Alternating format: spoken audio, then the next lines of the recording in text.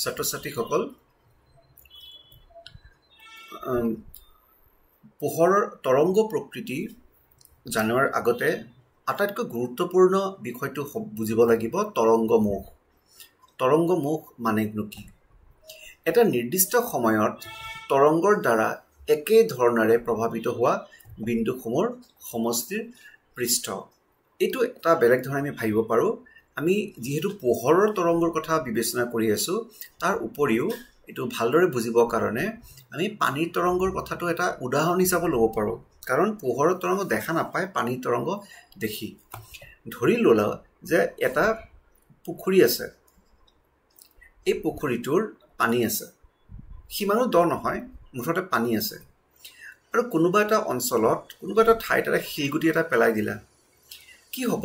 এই শিলগুটিটোৰ ইয়াতে আলোড়ন সৃষ্টি কৰিব আৰু ইয়াতে এনেকুৱা বৃত্তাকাৰ ঢৌ বা তৰংগৰ সৃষ্টি হৈ গৈ থাকিব আৰু এই তৰংগটো ইফালে আগবাঢ়ি গৈ থাকিব।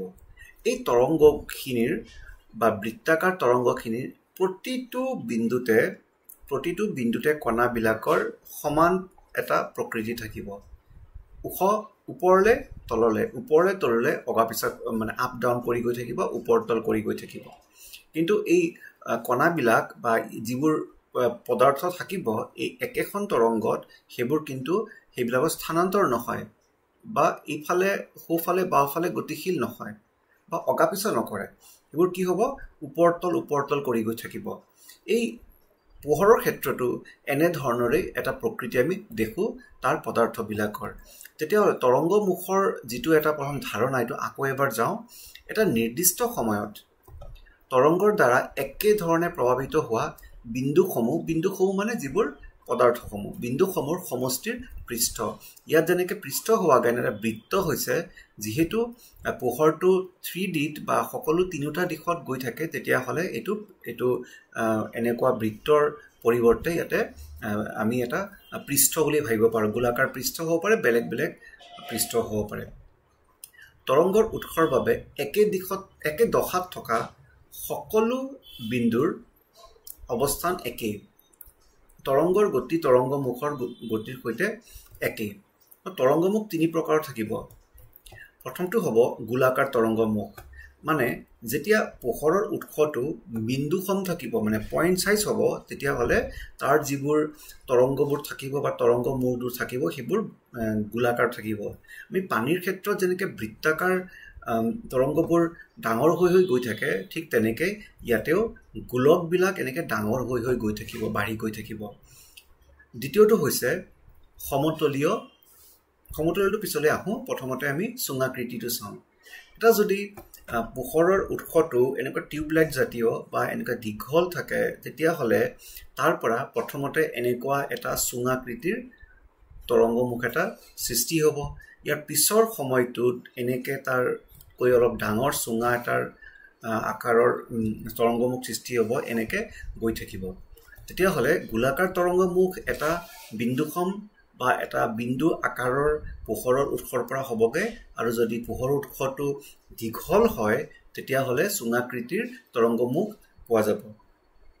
এতিয়া এইটো গোলাকাৰ তৰংগমুখেই হওক বা চুঙাকৃতি তৰংগমুখেই হওক, যিমান দূৰলৈ গুচি যাম উৎসৰ পৰা, তেতিয়া এই গোলকটো বা এই যিটো চুঙাৰ যিটো ইয়াৰ পৃষ্ঠটো কি হৈ যাব? লাহে লাহে আমাৰ কাৰণে এইটো সমতলৰ নিচিনা আকাৰ ল'ব ধৰিব।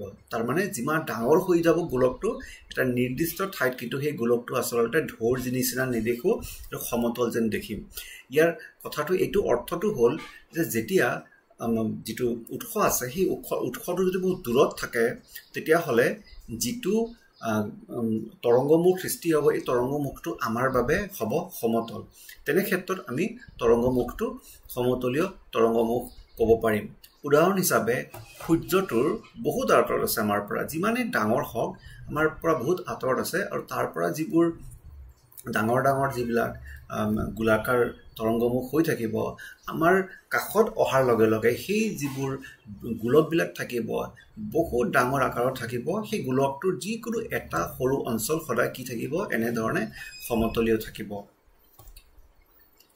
আমি এই একেখিনি কথা আকৌ ক'বলৈ বিচাৰিম যেতিয়া উৎস দূৰত থাকে তেতিয়া গোলাকাৰ নাইবা চুঙাকৃতিৰ যিটো তৰংগ মুখবোৰ সমতল তৰংগ মুখৰ দৰে যেন লাগিব যেনেকৈ উৎসটো যদি ওচৰত থাকে তেতিয়া এইটো যিমানখিনি বেকা থাকিব দূৰলৈ গৈ থাকিলে তৰংগ মুখবোৰ এই সৰু অঞ্চলটো প্ৰায় দেখাত এনেকুৱা ধৰণৰ লাগিব সো এইটোই হ'ল তৰংগ মুখৰ মূল এটা ধাৰণা ইয়াৰ পিছতো আমি তৰংগ মুখৰ বাকিখিনি কথা বুজিবলৈ চেষ্টা কৰিম